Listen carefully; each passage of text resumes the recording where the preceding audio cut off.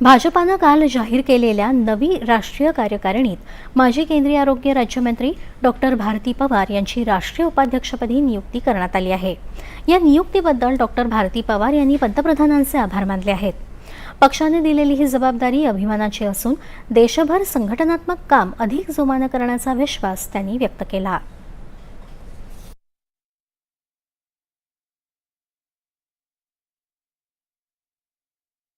राष्ट्रीय पातळीवर काम करायला संधी मिळणं खूप मोठं मी भाग्य समजते. यापूर्वीही खासदार म्हणून असेल किंवा मंत्री म्हणून काम करत असताना अतिशय चांगलं मार्गदर्शन, वेगवेगळ्या राज्यांमध्ये प्रवास असेल, संघटनात्मक बैठका असतील, निवडणुकीच्या काळातला प्रवास असेल, प्रचार असेल, अनेक गोष्टी या माध्यमातून नक्कीच आमचे नेते त्यांच्या मार्गदर्शनातून आम्हाला शिकवत असतात.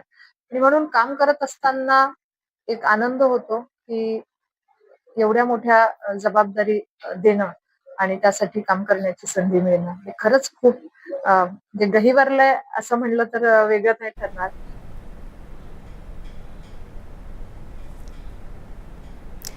केंद्रीय शिक्षण मंत्री प्रल्हाद जोशी यांनी